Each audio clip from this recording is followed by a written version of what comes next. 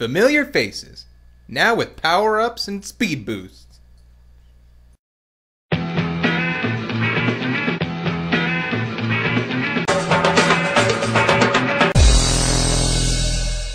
The holidays are just around the corner, and nothing says holidays like a big roasted bird and affordable Japanese imports.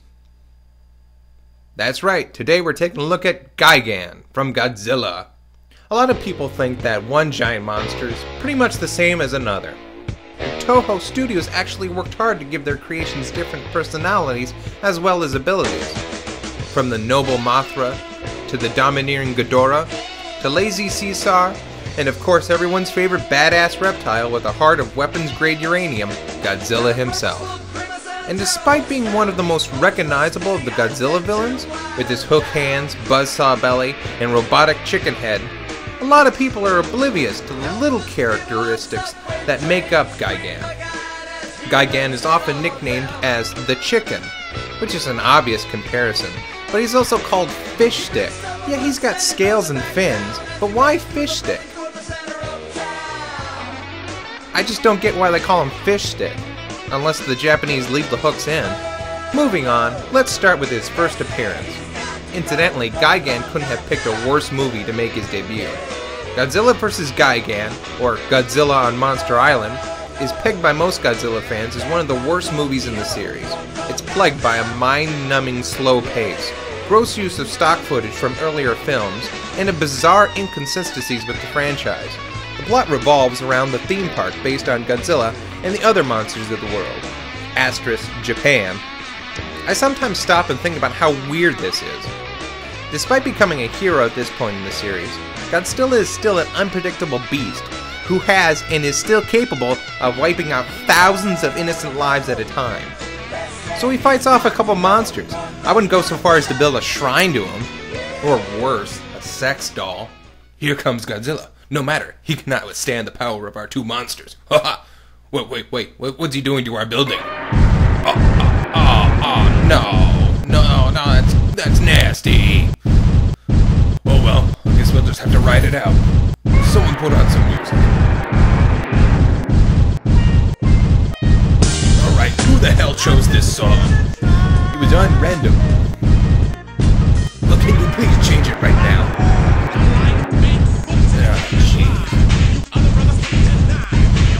Turns out the park is really a base for alien cockroach people who are out to take over the world, by using King Ghidorah and a new monster, Gigan, as weapons. Luckily, a pissed-off Godzilla shows up with his lawyer, Anguirus, demanding a residuals check from the aliens using his image. Then when the aliens refuse, Godzilla takes it out on Ghidorah and Gigan, which includes a ton of stock footage. Oh man, have you ever had a serious case of deja vu? But then something truly stunning happens. Godzilla bleeds for the first time ever. Think about how much stuff has been thrown at Godzilla over the years without leaving even a scratch. Then out of this shoddy movie comes one of the most defining moments of the series.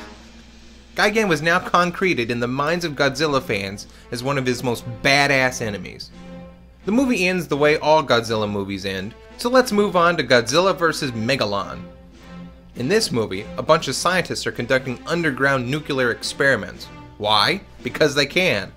Of course! Don't you know anything about science?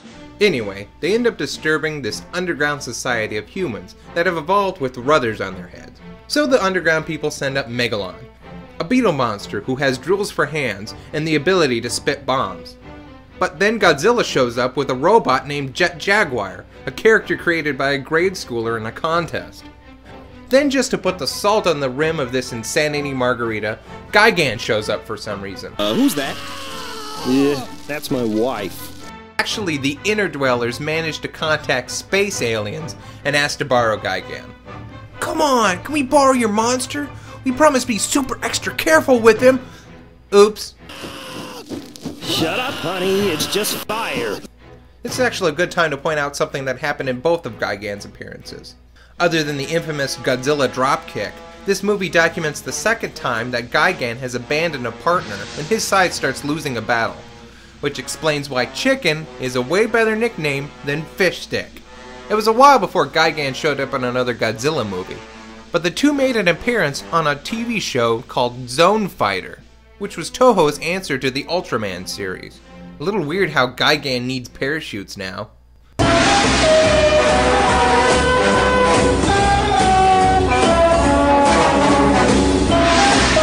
This is also the first time we see Gigan die.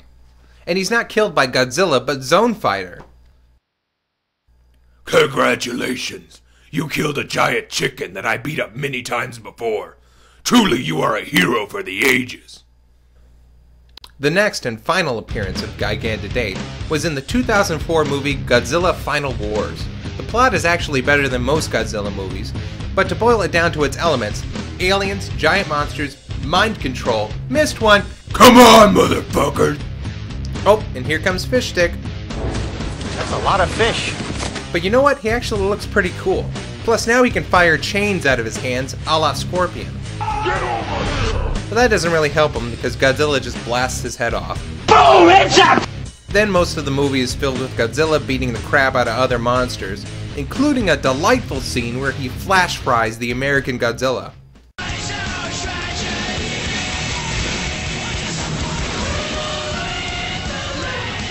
Then the aliens rebuild Gigan towards the end of the movie, and this time he has chainsaws attached to his hands.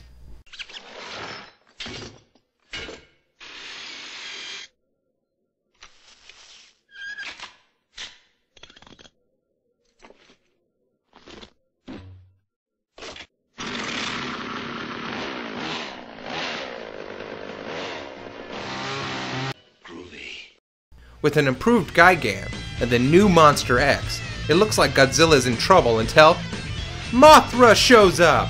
Oh, good! I was nervous for a second there. Actually, Gigan fires a laser at Mothra, setting her on fire. Then she performs an amazing kamikaze attack and annihilates Gigan. That's really the final nail in the pussy coffin, I think. When you're killed by a monster that is often greeted with, "Look out! It's a giant moth! Quick! Hide Nana's good tablecloth!" It should be no surprise that Gigan has also appeared in most of the Godzilla games. But there's a surprising amount of appearances in music. First, Gigan and Mecha Gigan are two songs by the theatrical guitarist Buckethead. Then you have Take Me to Your Leader, an album produced by British-born American hip-hop artist Daniel Dumile. The whole album is sung through the perspective of King Ghidorah. And on track 3, Crazy World, Gigan is featured as one of the backup artists. You can totally tell because he runs away halfway through the song. And I think it's about time that I ran too. And when you bite into that big turkey this year, just be thankful that you don't have to watch out for any hooks or buzzsaws.